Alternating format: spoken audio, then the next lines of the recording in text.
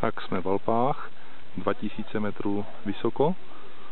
Jak vidíte, tady pasou krávy, všechno vypasené. Tady se v Alpách se do 2500 metrů pase.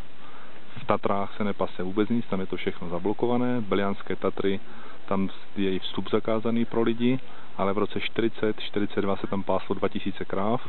Tím pádem tam ustoupila kosodřevina v Belianských Tatrách, teďka tam zase kosodřevina postupuje směrem vpřed.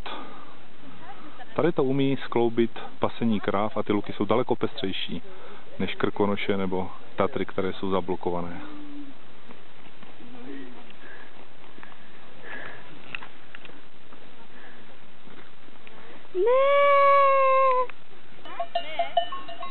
Samé krávy v Alpách.